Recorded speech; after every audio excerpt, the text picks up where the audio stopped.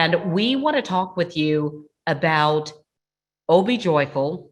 And that's, of course, the lead into our conversation this evening. So share with us your connection to OB and how that leads to our topic tonight, the topic of legacy. Sure. Well, you see OB there, although OB looked much nicer tonight. I think she had been for a walk on the beach right before we took that picture. I had lost another dog. There she is. I'd lost another dog, and a friend of mine was allergic to animals, so I went online to find out what kind of dog people with allergies could have, and we found out that a golden retriever plus a poodle was a pretty good dog for that. Went online, found this ridiculously adorable dog. The hardest part was I had to wait 12 hours before I could get myself to Phoenix, Arizona to see her. Fell madly in love. And then I had to wait another 3 weeks before she was available. And then she came into our life. The very first night, she was in a crate next to my bed. We'd raised all our dogs as crate dogs. And she went, and that was enough for me. I picked her up. I put her in the blankets underneath my bed. And my husband said, "Where's the dog?" And I said, "Oh, the dog is in her crate." I forgot to tell him that her crate was now our bed. So don't do this at home, but Opie was raised in the bed and she proceeded to sleep next to me. I took Opie to work with me I took the whole first week off. Then I took Opie to work with me for a month. So she had a little place in the district attorney's office. And she was just my dog. My husband certainly liked her, appreciated her, but she was mine. And then one day she changed sides of the bed, which baffled me. All of a sudden she was next to John. And all of a sudden she would lay her neck over John's abdomen. John thought it was great. He was finally getting to cuddle the dog that he adored, but something else was going on. And unfortunately, a few weeks later, we knew what that something else was. And still hard to see him. That something else was that John was diagnosed with pancreatic cancer. And my father died of pancreatic cancer. So I knew how it would end. And Opie just stayed so close to him, and John wouldn't go anywhere without Opie. Eventually, John slipped into a coma at the hospital, and I knew it was going to be very traumatic for Opie to not have John come home. So I got the hospital's permission to bring Opie to the hospital. 3 days before John died, she came into the hospital room, and I encouraged her to get on the bed next to John. And unlike how she'd been for the 32 months prior to this, she wanted nothing to do with him. She just kind of treated him as furniture and got off the bed and went on to say hello to everybody else. When I asked someone about that, they said that John's spirit, his soul, had already passed, and that Opie knew that. We know that about dogs. We now know that Opie knew he had cancer before any of us knew, and that she knew that his soul had passed on. And so then I came home without John, and Opie, even though she'd been to the hospital, even though we did everything we could, Opie was just miserable. She stopped eating, she stopped drinking, and she cried all the time. It was a horrible howling sound. I asked the vet gave her some psychotropic medication, but even with that, she laid by the front door of the house, waiting every night for John to come home. I think we all just want to take a moment just to think about that. And that's just incredible, Joyce. Just absolutely incredible. And I really don't even know where to start. I love hearing that I'm not the only professional adult sleeping with a dog and a man at night. I think that there are probably a lot of other people who might feel comfortable and really safe in this community of friends to admit that we do that. Yes. It is just the most incredible feeling. But I want to hear, just watching the way Opie started caring for John. Amazing. Knowing that you would be okay, but all of Opie's attention being on John, that must have been a really remarkable thing to witness before you got the diagnosis and then during. It was, but I never felt, jealous in any way, shape, or form. Sure. I always felt like, how great is this that Obi knows who needs Obi more right now? And she knew that was John, and she just stayed with him. Matter of fact, one time when I took John to the ER, I had one of my sons help me. Obi leaped into the car, and Obi never growled a day in her life before or after. But my son grabbed her collar to get her out of the car, and she growled because she was sure if John went anywhere, she needed to be there to watch over him. They have such an incredible connection to us, and they know so much. And, science has proven it. We've heard the reports about it, the way animals can detect disease and illness in our bodies. And what a gift Obi has given you. John certainly had a connection. We can tell from some of those pictures. He loved nature. He loved being outside. He loved being in community with all that's natural and around him. Talk about the ways that you are remembering his spirit and his dignity and all that he gave to the world and to you and Obi and to your family.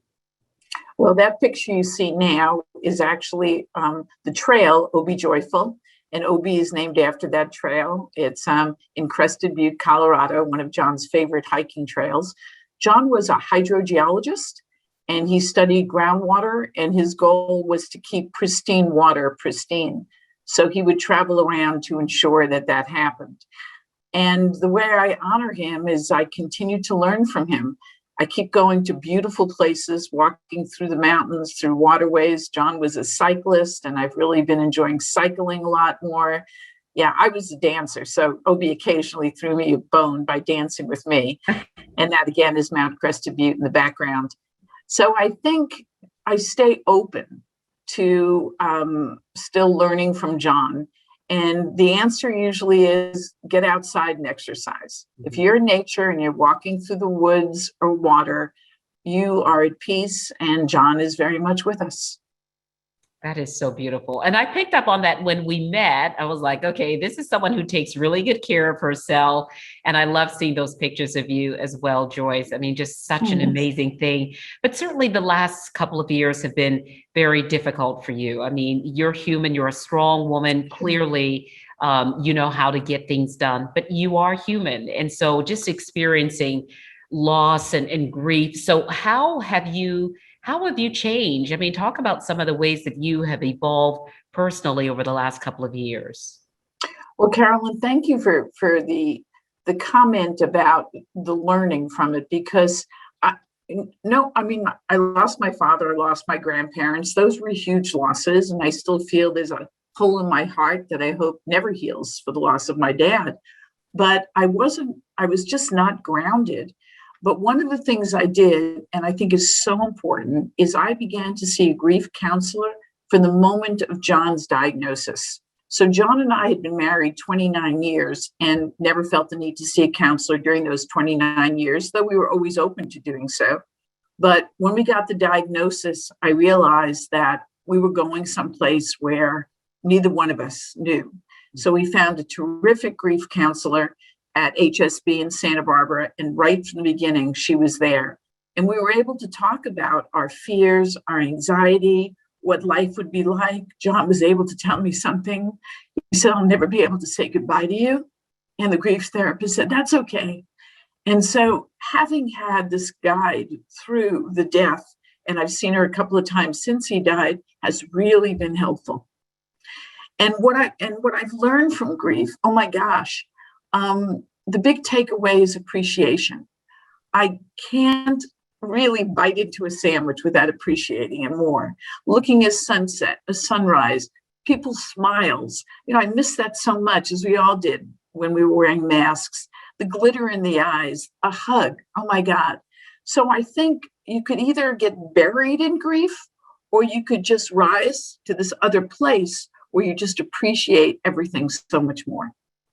Wow, what a lesson for us. That's such a beautiful thing to say. And I shared with you, Joyce, when we talked, that I've had a really difficult year, not to get, I don't want to go down that path too far. But when you've experienced something like that, that really challenges your thoughts about your life, and, especially when you live a life filled with pleasure and people you love and things you do, and you think about not having that, it really shakes you.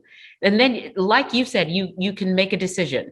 You have a choice to either go down a path where you just kind of get so caught up in your loss, or you decide to enjoy the life you have and find pleasure in so many things. And so Yes. thank you very much for sharing that and reminding us about the value of doing that. And it's great that the two of you sought counseling and were able to get through that together as a couple.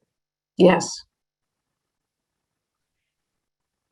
You also support a lot of different causes. We've talked about some of the work that you've done professionally.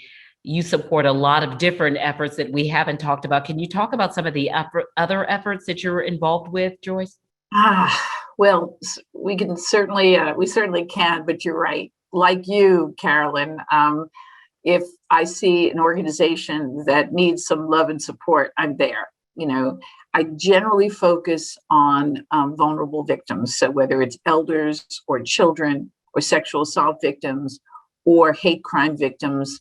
And I try to do as much as I can in the preventative stage so that people don't become victimized. So in terms of children, we have a very active truancy program to keep kids engaged in school.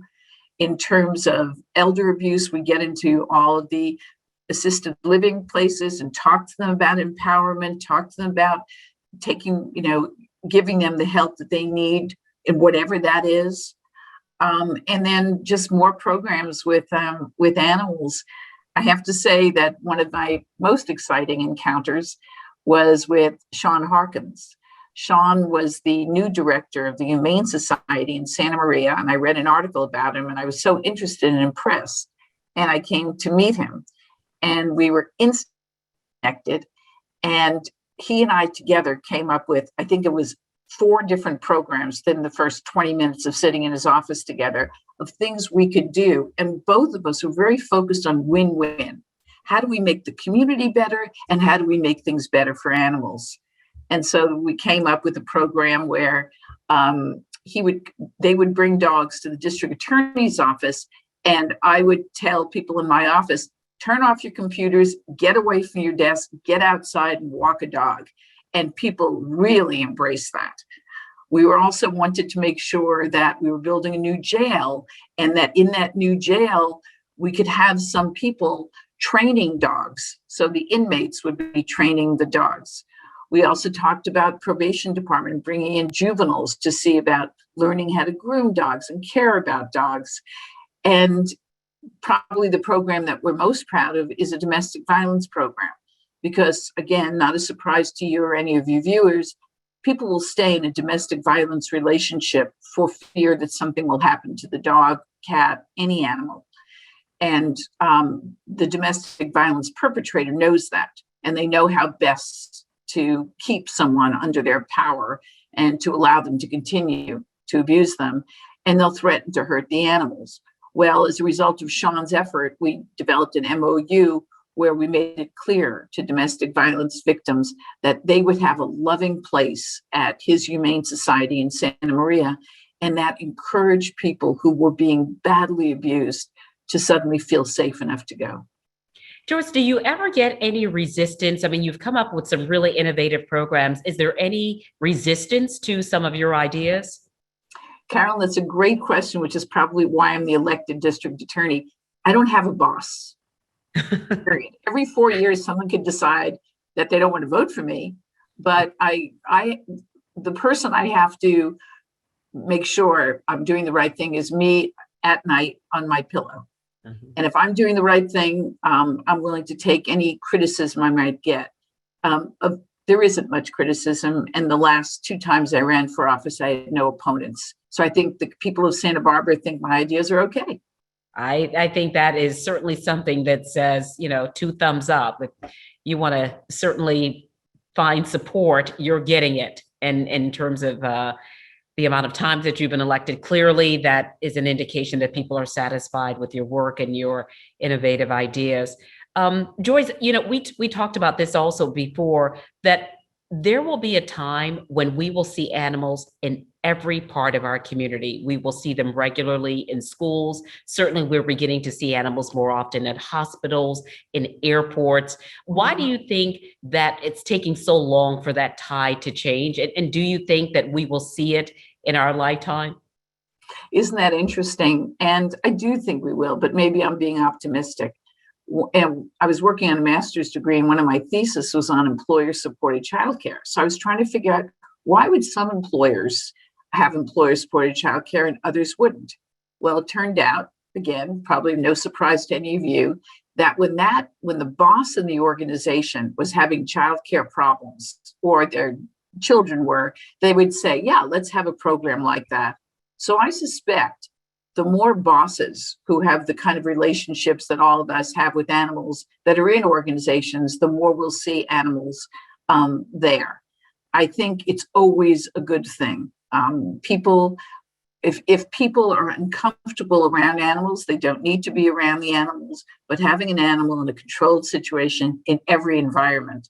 I could tell you, one of the times John was hospitalized, I asked if I could bring the animal to the hospital, and John was in a tremendous amount of pain. And the minute Obi walked in, John came alive again. And the staff at the hospital knew it was Obi's birthday, so they came in and they all sang happy birthday to Obi.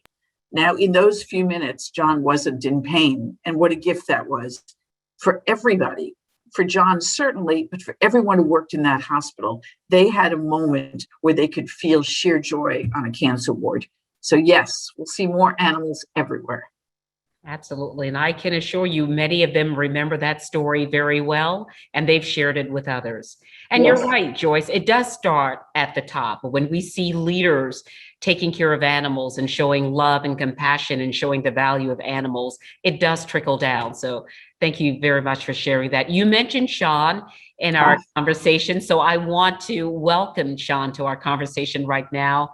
And Sean is the Chief Advancement Officer for Charleston Animal Society, and certainly a very good friend to this community. And I think I saw that Obi had his own little space. Did I see Obi somewhere in there? Yes, Obi will be a part of our conversation. There's Obi right there. Sean, welcome, and Obi, welcome as well. Carolyn, thank you very much. Thank you for being here tonight, and just a big virtual hug to my dear and cherished friend Joyce Dudley. So great to see you. Not such always a happy topic, but I know that you were willing to share with us your journey and your experiences, and our hope was that we could inspire some of our supporters to think about causes that are important to them, and how they may want to remember a loved one or create their own legacy. And you've certainly demonstrated that with your life and actions. And I could not be more proud to have the furry-legged daughter, Obi Joyful, that was, of course, because of you and John. We should explain how it is that Obi went from you to me. Talk about this now remote marriage, right? Yes. She calls me the dog dad. So yeah. Please, Joyce, share the story, and then we'll put the pieces together. So I told you a few minutes ago that Obi was crying a lot, laying by the door, and even with the psychotropic meds, she would still lay by the door every night waiting for John to walk in. And she wouldn't no longer sleep in the bed with me at all. She wouldn't get into the bed. She was really miserable. And it occurred to me that my smell reminded her of John, which confused her about why John wasn't coming home. And at the same time, Sean was such a dear friend of mine. And whenever we went on vacation, Sean took Obi, and Obi loved Sean. And I realized the best thing I could do was to ask Sean if he would be willing to take Obi, because I wanted Obi to be out of pain. And I knew that Sean would love her. so much, and that Obi would be able to do so much for the Humane Society. And it felt like the right thing to do. When Sean told me he was leaving Santa Maria and coming to join all of you in Charleston, he said again, Joyce, if you want Obi back, I would understand. And again, during COVID. But I think it was one of the best decisions I ever made in my life, because of the relationship Sean had with Obi. I knew that I was honoring John more by letting Obi go to Sean than by keeping Obi home. That's what John would have wanted. That is so incredible. And I have to tell you, Joyce, I don't know that I would have the strength to do something.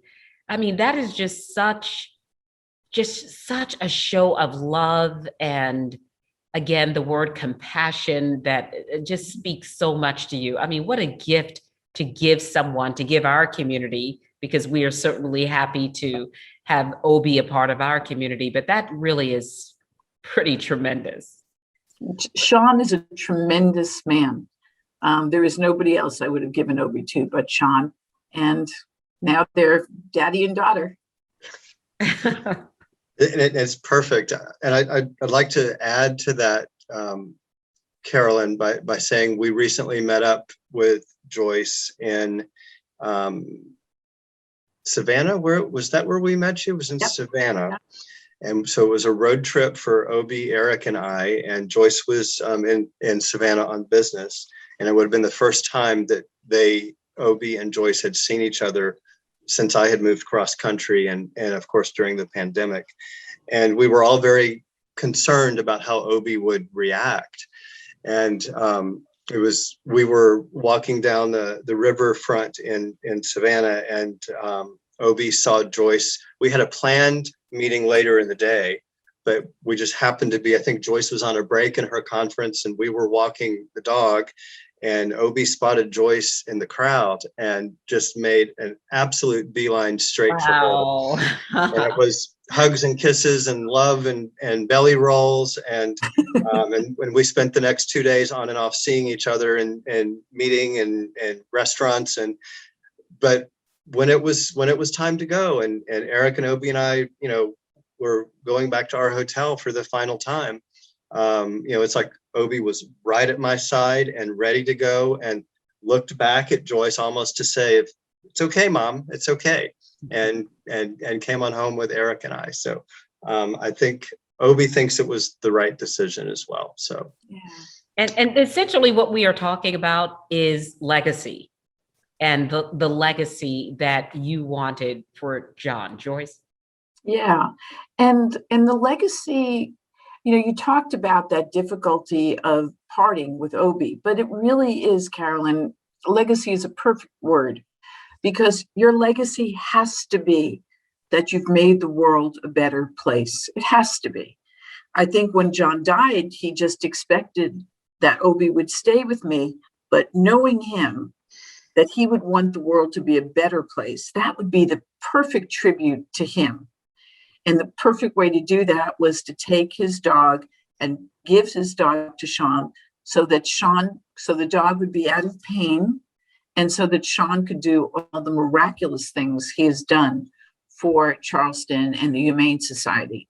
So it is about legacy, and it's about stepping up, and it's about putting others ahead of yourself. And Sean, you do that remarkably well. You have made sure that people are able to maximize their talent, if you will. You're able to direct people so that they can do the kind of work that they want to do to make our community even better. So I think when we're in the role of philanthropy or in fundraising, it's always our job to listen carefully to the donor's wishes, and always find the best match between the donor's intention and the organization's needs. And so I think something that we're really proud of at Charleston Animal Society is the multitude of programs that we have been able to engage our donors directly with. And not only our current programs, but programs where one example that we were able to put together recently is creating a cat enrichment garden. So that's actually a garden that grows herbs and different plants that we use for scent enrichment programs for cats at the shelter. And that garden was created in memory of a donor who left a legacy gift, a very generous gift to the organization. But we knew during the donor's lifetime that she was always supporting our cat projects.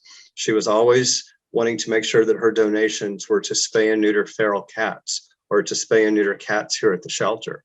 So we had a relationship with the donor. We understood her wishes, were to be involved with cats and to support cat programs.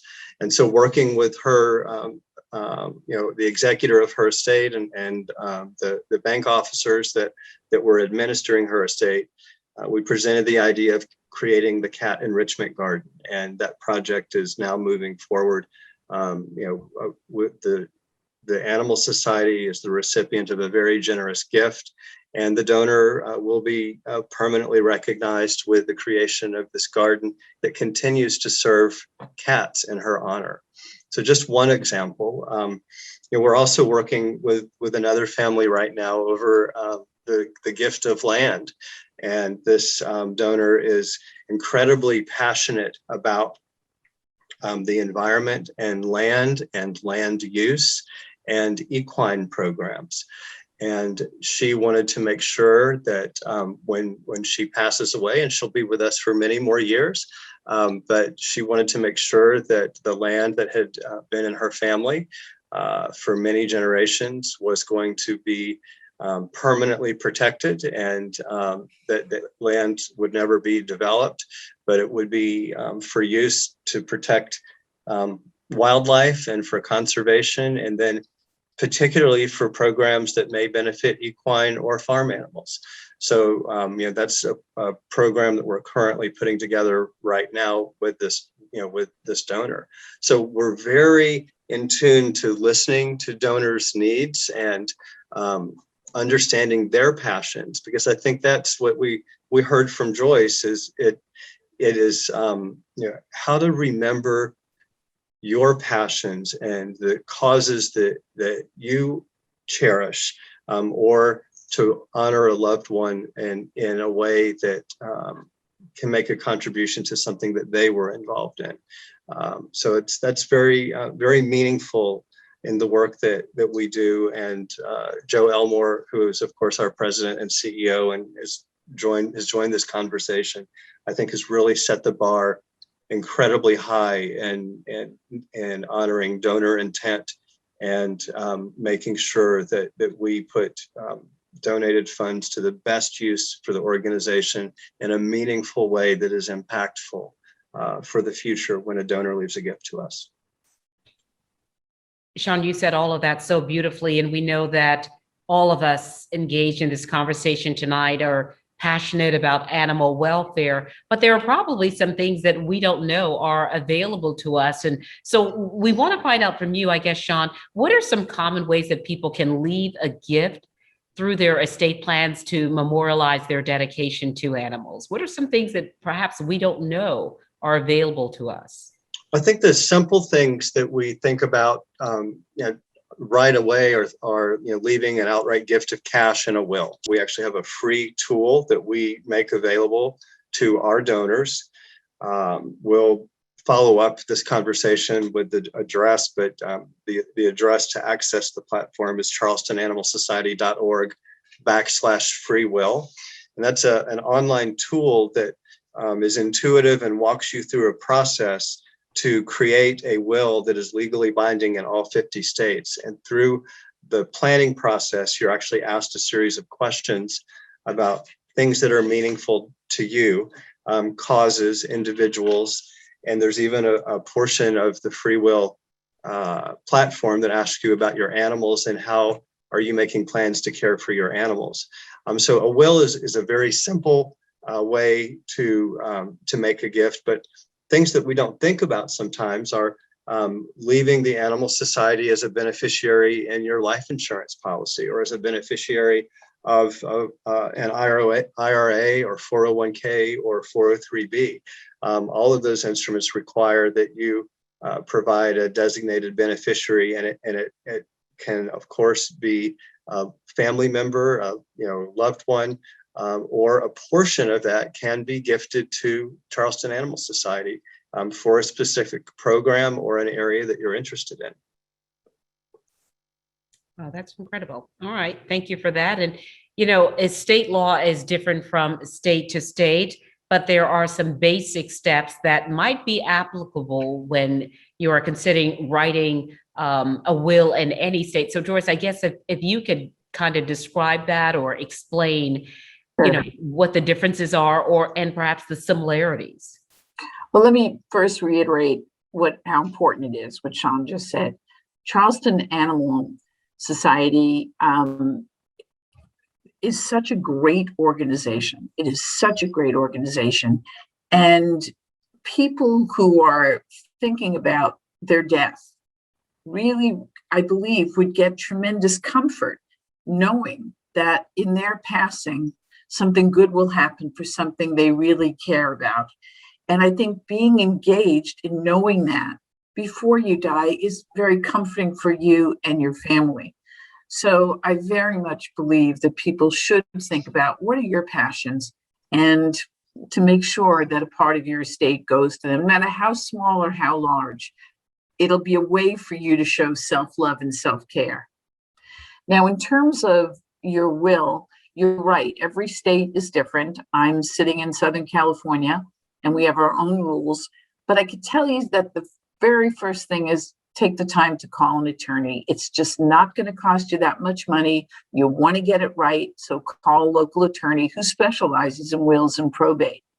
Now, if for some reason you're uncomfortable doing that, then what might work, and I use the word might because I'm not aware of the laws in North Carolina, South Carolina, all the areas between, is taking a piece of paper, dating it, putting it in your own handwriting, making a statement like being of sound mind and body, I want this to happen. And then take it to a notary and have the notary see you sign it. So now you have a notarized note with your handwriting on it and your signature and the date, and that you're making the assertion that you are of sound mind and body and the following. And I think that is might hold up in all courts. But of course, the very safest thing is to contact a wills and trust attorney. And some nonprofits actually can connect you with that. I'm not sure if that's something that your organization can do, Sean. Well, and that was the bridge with our partnership with freewill.com. That's exactly the process. The free will tool that actually helps you write your will is legally binding in South Carolina. And then there are always the opportunities and options for us to connect you with an estate planning attorney or to provide you with a list of people for you to select somebody that you might want to work with. And Sean, can you talk a little bit more about some of the advantages of freewill.com? And Dan, thank you so much for putting that up so that people can see that full address. Sure. So this is a platform that I went through when we signed up with the company just 2 weeks ago. I went through the process and it really just took me about 20 minutes. And it's a very step-by-step process. The questions are easy. Do you have children? Are you married? And do you have causes that you care about? And it brings up example charities, listing of your assets. It's just a very simple step-by-step process that are all questions that drive you to the end of the document, by which you actually press a publish button and you're provided with a legally binding will that you do take to a notary to be certified. There are additional products where you can do a living will or healthcare instructions. are also components of the free will if you choose to do that. But it's really a simple, easy process. And I'm not an attorney, but I had no problem walking through the process and creating a will. Well, sounds like it was very easy the way you describe it. You said no more than 20 minutes, right? And something that I think sold our organization on this particular product was the fact that they do address companion animals in your home. So that the product asks, the platform asks, do you have animals? Species, names, who do you want to take care of your animals, when you die? And you can list a family member, an individual, or you can list an organization. Charleston Animal Society has a specific program called the Pet Safe program, where individuals, when they predecease their animals, can actually, through a planned gift, leave a specified amount to Charleston Animal Society for the life care of their individual animals. And we make sure that the animals are brought into our care, provided all of the medical and behavior needs that they might need. And then our goal is to place them in another loving home. But Charleston Animal Society has been around for almost 150 years. So we're certainly going to be here. And, you never know when you write your will and you leave your beloved dog to your grandson, and when the time comes and you pass away, the grandson may not really want the dog.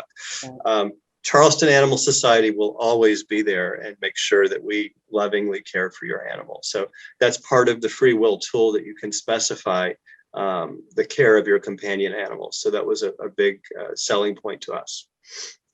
We have about 15 minutes left in our conversation tonight, and I'm so happy that so many people have sent in questions. So I'd like to share some of those questions with you right now. Some are directed to you, Joyce, some are directed to you, Sean, and then some questions are for anyone who might want to respond. This question came in from Eric from Orlando, and Eric writes, in addition to financial contributions to charities that are important to you, I am curious if you found an outlet for your passions through volunteer service with nonprofit boards of directors.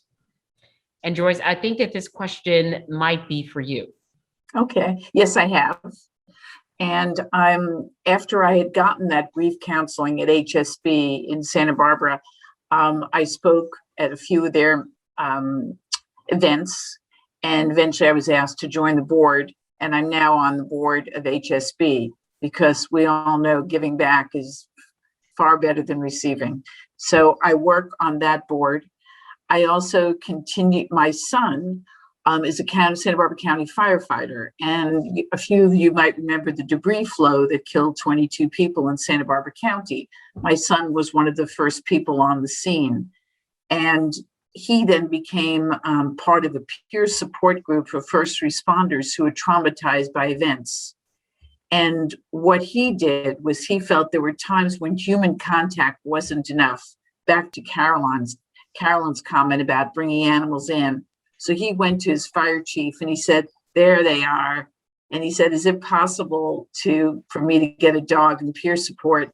Because I really think sometimes those firefighters are too macho to talk to a guy, and what they really need is a dog.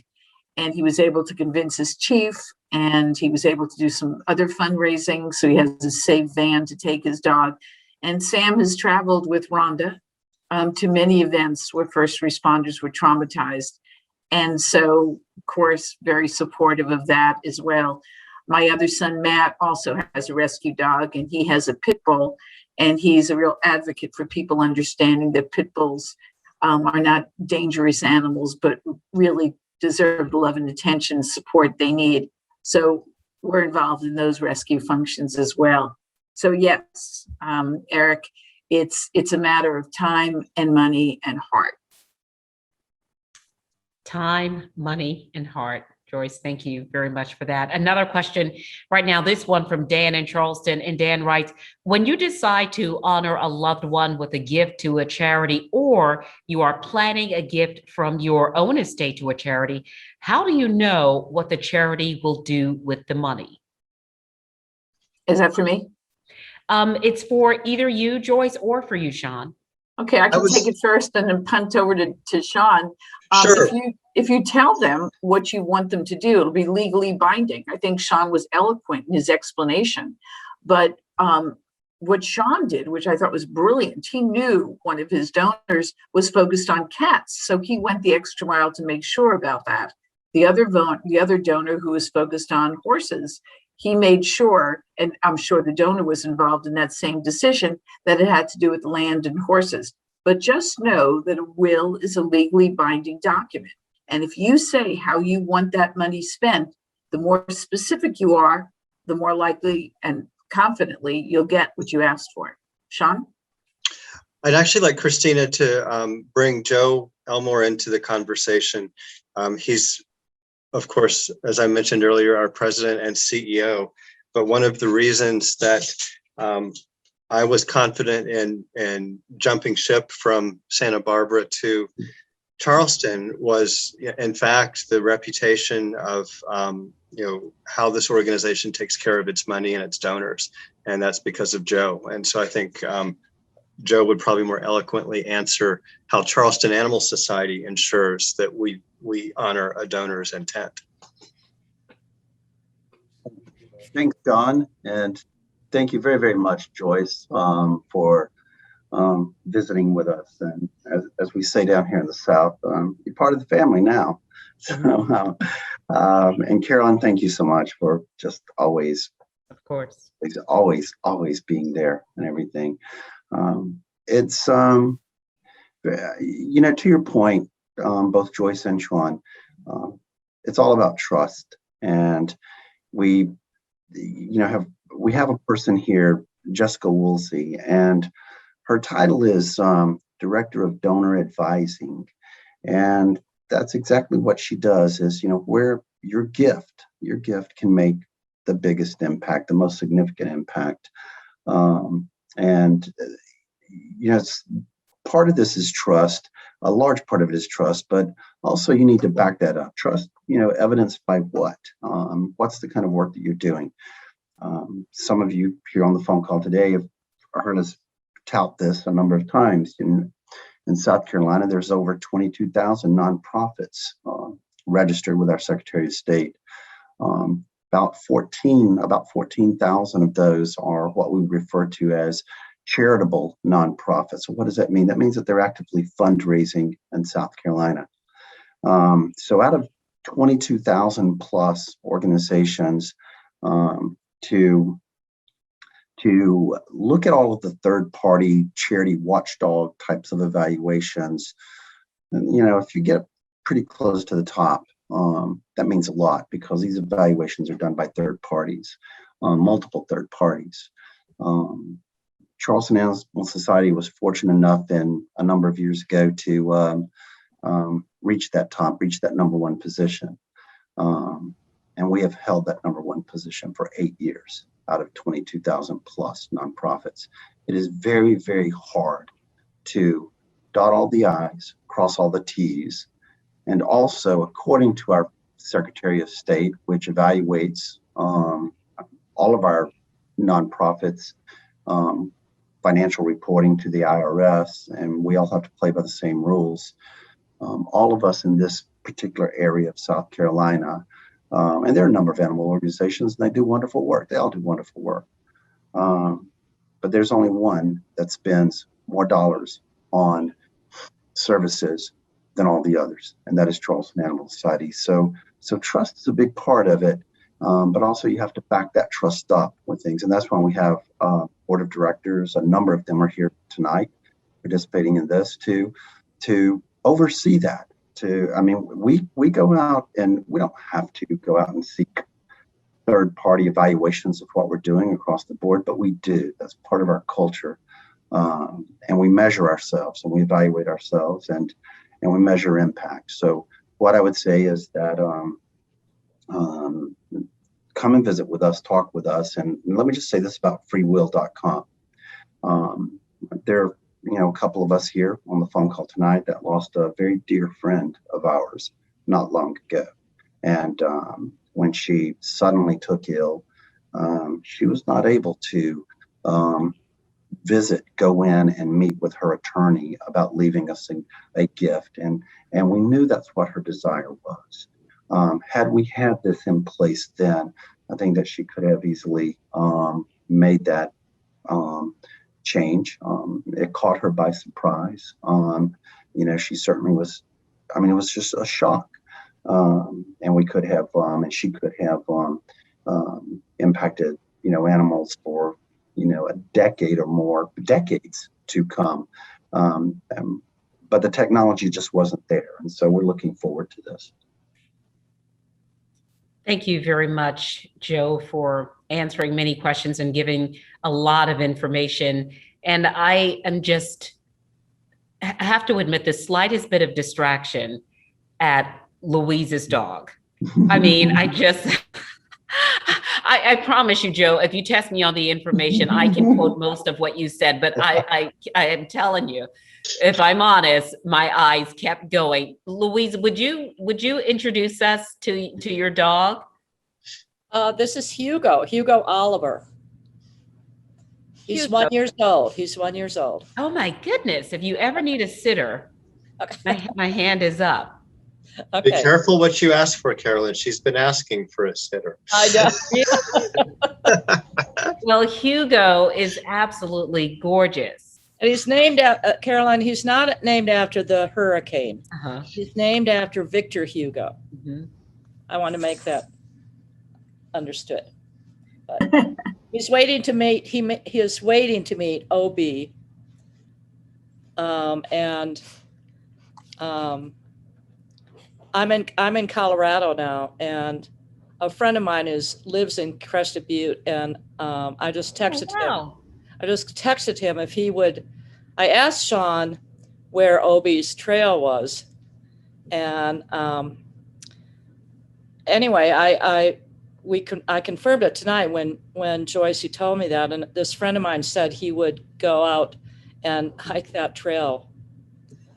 I'm going to be in Aspen. I'm not going to be in Crested Butte, unfortunately, but I would look forward to hiking that trail also.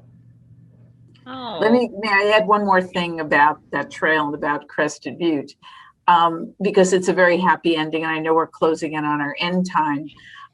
When I was up in Crested Butte in March, hiking many trails, I had the opportunity to spend time with Russ Myers.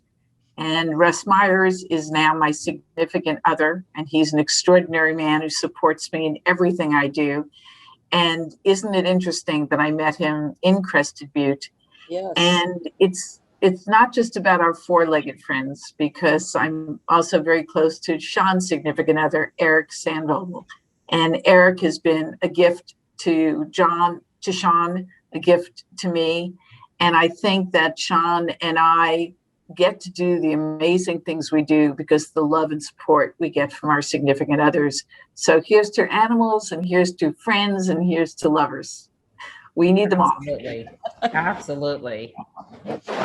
Yeah, I would be remiss if I didn't celebrate my husband, who is always at my side. He's off camera right now, in fact. And as I shared earlier, I had a really challenging year last year, and temporarily lost the ability to walk and had to regain the ability to walk, and not always so steady on my feet. And I don't say that to make anyone feel badly about me in any way, because I am absolutely a fighter, but my husband has been my right hand and my left hand. He comes to work with me every day, and it's just been an absolute doll. And he is the person who is credited with bringing our rescue into our home, our dog, Mike. So I always love to tell people, I remember being at yoga one day, and Joyce, you know this story, that my friend asked, what's Jimmy up to today? And I said, well, I left Jimmy and Mike in bed. And then I had to explain what that Mike, our dog's name is Mike, and it just ended up being all weird because, but anyway, and Kay, who always has the most wonderful creatures, and I see you kissing somebody right now. So Kay, if you would also like to introduce who you have with you tonight. Hater. And, Oh, and they are foster puppies that came in. Their mom, Great. the mom, they were only 22 days old. They weighed 1 pound, a little over 1 pound. and their mom was a clam sick. So the owner of the dog had the 4 puppies, and she could not care for them. She didn't have the resources. Their mom spent time at the emergency vet. And now I'm very, very proud to announce that Tater is going to be living with another one of our board members, Don Smith, and Tot is going to Shelley Leak Law Firm's crew of puppies. So they're both going to have pretty awesome homes. Oh, that's wonderful. We love endings like that. And Leah, I know that we can't see you right now, but Leah, if you would at least like to introduce us to your friend, is that possible? There we go. Oh, hi there. They would Oh, meet there we you. go. There we go. Ooh, she's being camera shy. I'll just Zini. She wants nothing to do with it. That's Zini. She's my baby. She's been by my side through everything the last 12. Well, I've had her for 10 years, but she's 12 years old. She's going to be a teenager next month. So there she goes. Now she's going to be nice. Yeah, I adopted her from the Humane Society of Missouri when I was living back in St. Louis, but she decided that coming to be a beach dog would be a better life for both of us. So she's a good girl. I love that. Love when we are able to introduce our 4-leg friends to our other friends in the community. I want to make sure that we get in at least 2 more questions. I know we are running out of time, and a lot of you probably want to get to dinner. And I can't say enough how grateful I am that you devoted this time to this conversation. She's famous now. Because it is such an important conversation. But a couple of other questions I want to make sure, and this question is for Sean or Joe. The question is, when leaving a gift to Charleston Animal Society, what are the most important programs to fund? And is there an area of greatest need?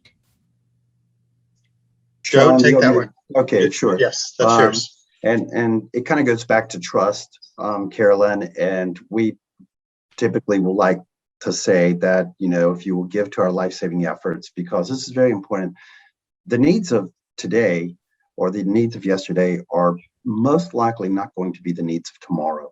And we see that every day. The plight of animals, the plight of humans is continually evolving, especially in such a fast-paced society.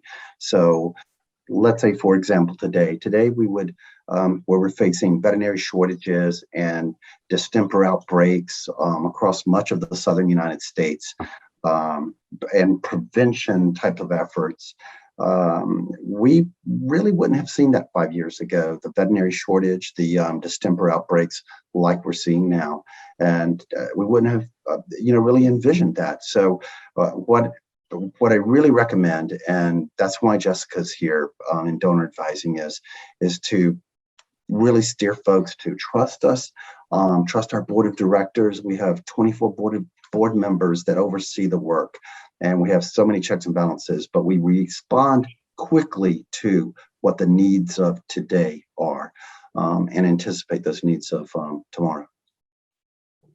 All right, Joe, thank you for that. Another quick question that we want to make sure that we get in. This person writes, I don't have dependents, but I have a modest income. I would like to leave a gift large enough that it would have a significant impact. Are there options for me? So I can jump in on that, and then Joe, please feel free to chime in. I think one of the things that we don't always remember or think about is life insurance. You can leave Charleston Animal Society as a percentage beneficiary or as the outright beneficiary to a common or even employer paid life insurance policy. And so while you may not have significant wealth in your lifetime, but you're doing okay, and got a great job, paid the bills, have a great house, but you may have a really amazing life insurance policy through your employer or something that you've invested in over time. And that life insurance policy can easily be gifted to the Animal Society, through your will or as a designated beneficiary in the policy itself. Joe, did you want to? Go right ahead, Joe. Yeah, I mean, that was exactly right. Sean, I mean, for a number of us who may not have, who may have modest incomes but no dependents, that type of thing.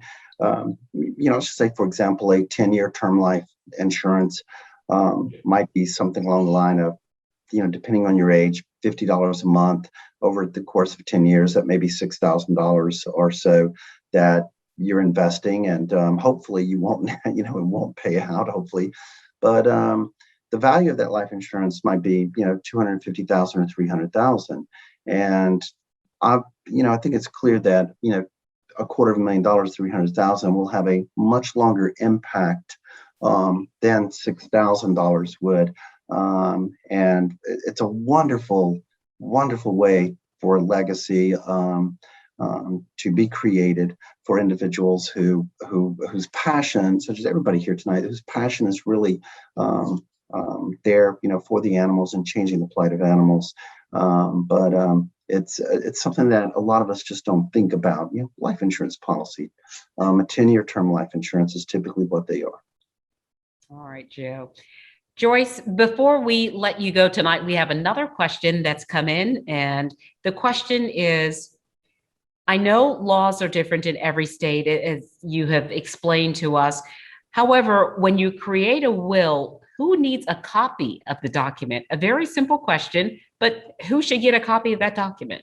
A great question. And I would say as many people as possible, because people can die of all ages. And if you give a copy to one person and that's the only person that has it. So you could, if you have a bank, you can put it in your security box at the bank. You can give it to your attorney. You can give it to your accountant. You can give it to your friends. You can give it to your family. But to be careful, I would probably put it in 4 different places and give it to 4 different people. That's the best way to do it, and have each one notarized.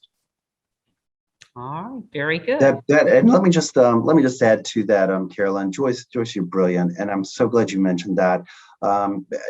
Charleston's been around for hundreds of years, and in South Carolina, we do things a little bit differently.